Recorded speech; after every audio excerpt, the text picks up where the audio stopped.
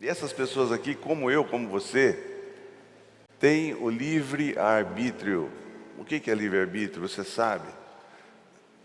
Temos o poder da decisão. Ninguém obrigou ninguém aqui a batizar. Alguém foi obrigado a batizar aqui? Não.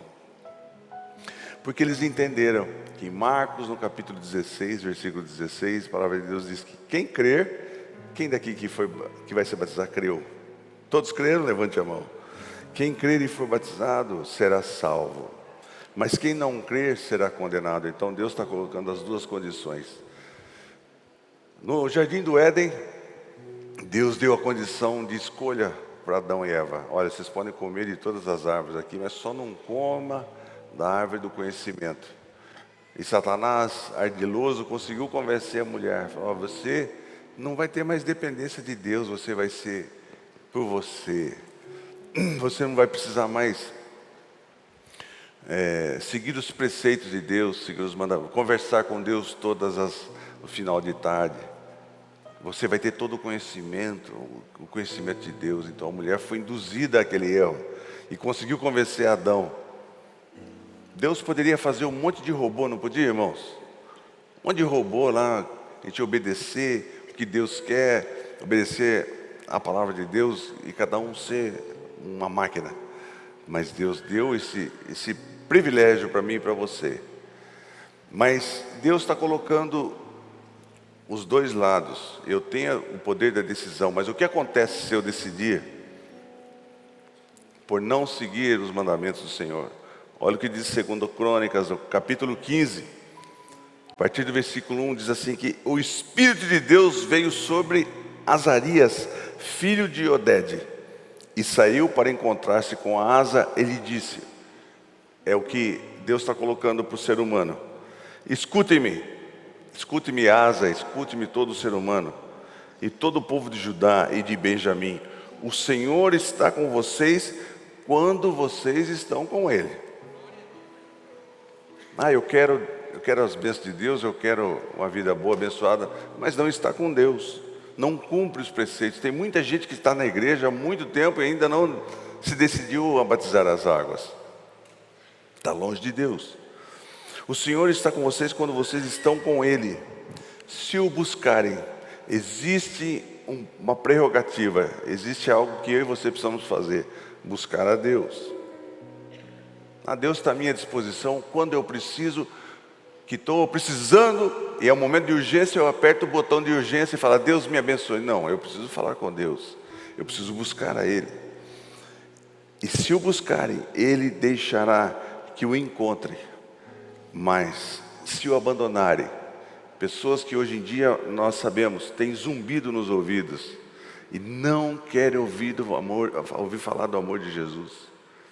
É um assinte, quando você fala do amor de Jesus, a pessoa se sente atacada.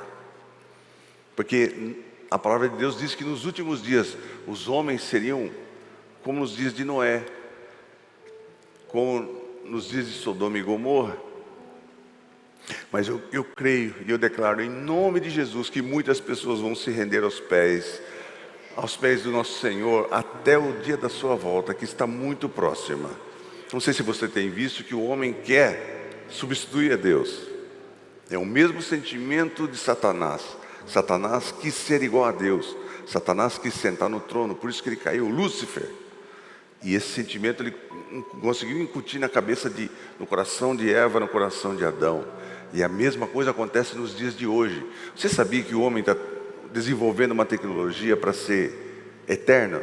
Ele quer ser eterno, para não ter as células não mutarem mais, para que quando a gente vai envelhecendo as células vão se dividindo, para que não haja divisão, para que mantenha a juventude para sempre. Você sabia que eles estão fazendo com que não precise mais da mulher para ter bebê? Já ouviram isso? Vai nascer em cúpulas. Eles querem substituir a Deus, mas ninguém substitui a Deus. Então Deus tem um plano de eternidade, e o ser humano, o homem, ele está totalmente contra Deus, contra os desígnios de Deus.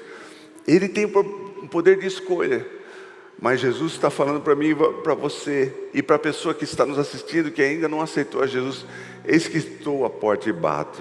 Se você abrir a sua porta, eu vou entrar e vou cear com você, e você vai ter uma vida diferente. Amém? Então existe uma decisão: se o buscarem, ele deixará que o encontre, mas se o abandonarem, ele vos abandonará. E não é para poucos dias, é pela eternidade. João 3,36 diz que quem crê no Filho tem a vida eterna.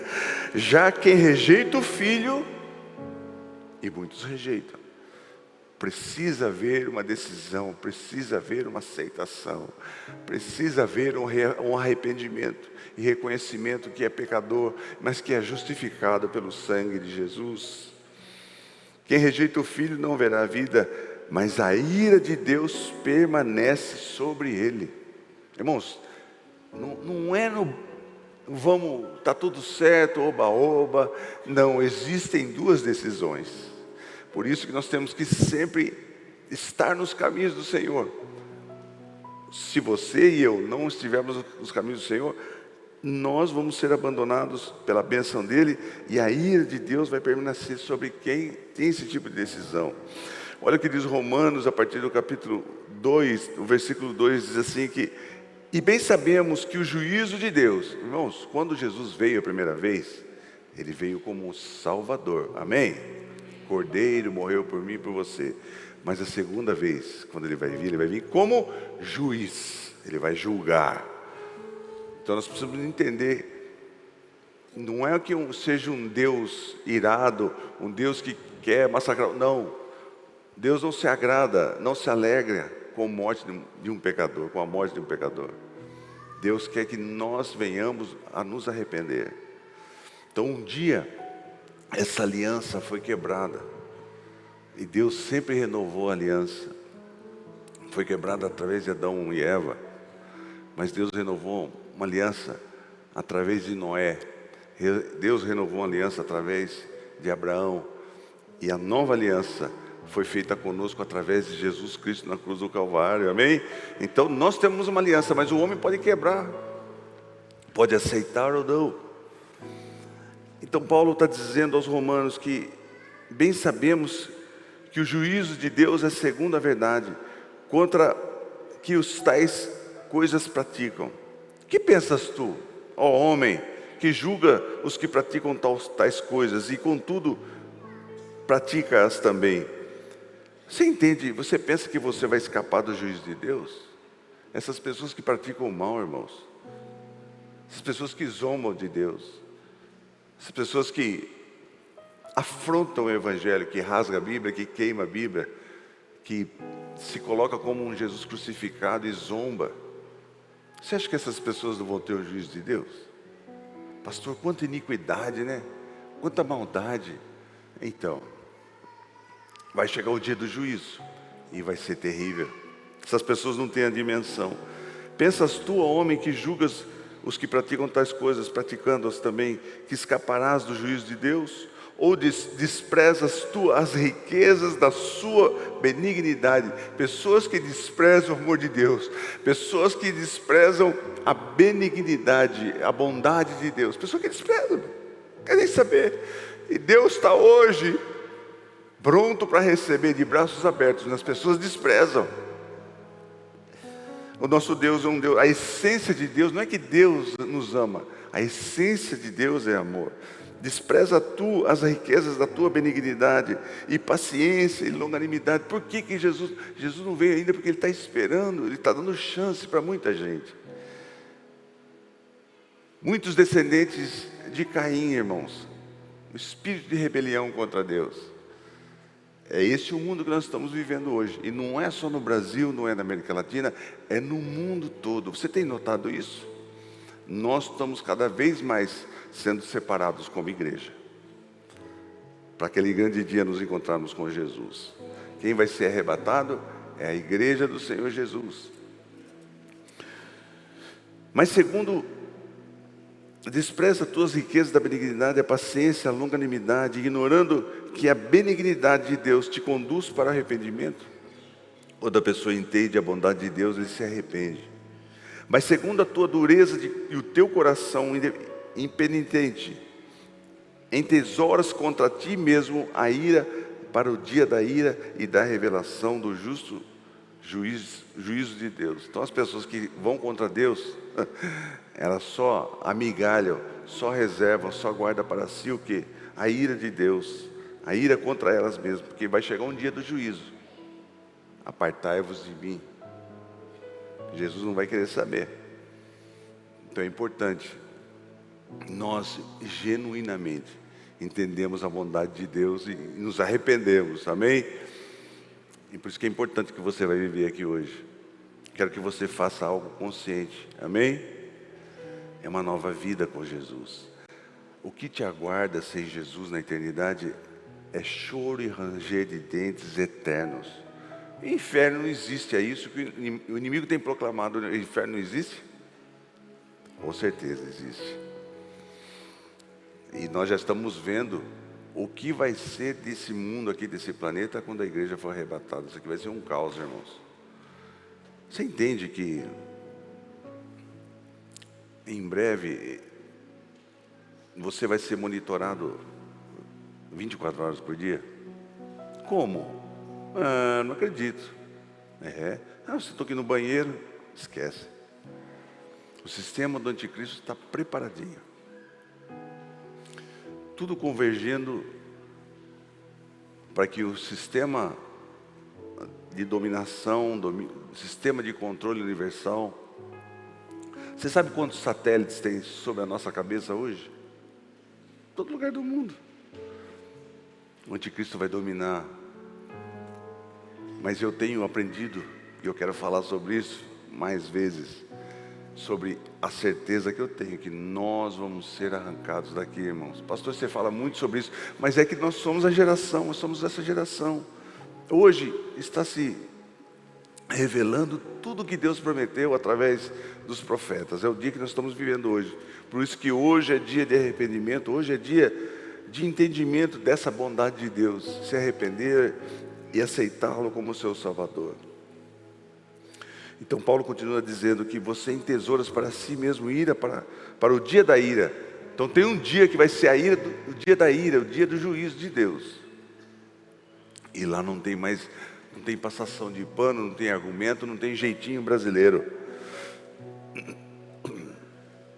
Conta a ti mesmo. E retribuirá cada um segundo as suas obras, segundo o que nós fazemos aqui, nesse plano. A vida eterna aos que, perseverando em fazer o bem, procuram agora honra e incorruptibilidade. Mas a ira e indignação aos conceituosos, que não obedecem à verdade, mas obedecem à injustiça. Tribulação, olha o que aguarda, é isso que vem aí. Tribulação e angústia sobre a alma de todo homem que pratica o mal. Primeiramente o judeu e também o do gentio.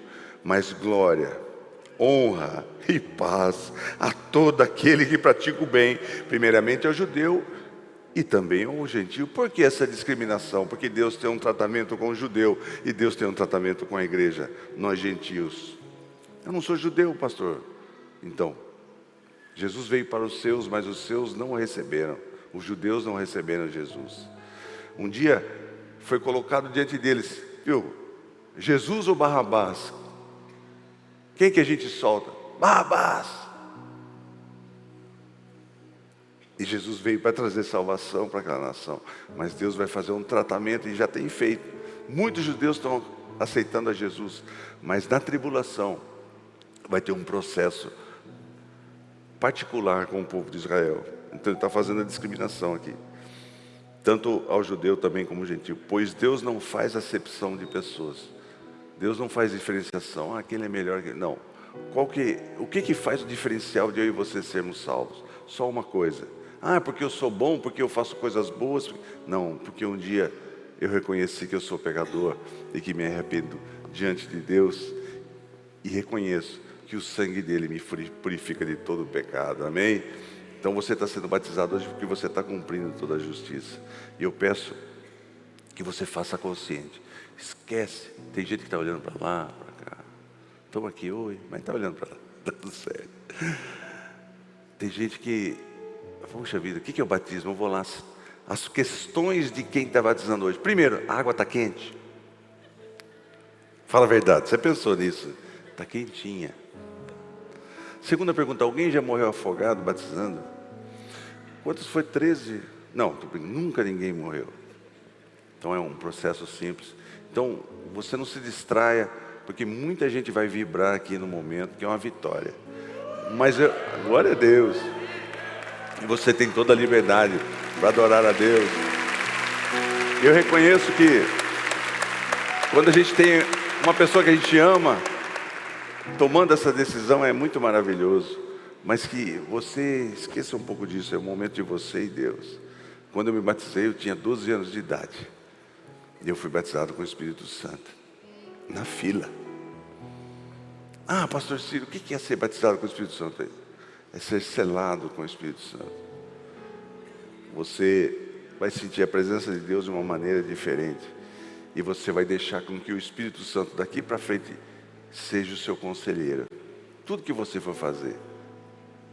Ah, não sei como é que eu ajo com meu filho, com a minha esposa, no meu trabalho, no meu patrão, na minha vida. E o Espírito Santo é o Consolador que foi deixado para mim e para você.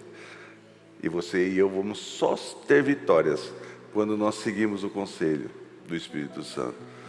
Então, no momento do batismo, não se preocupe, viu?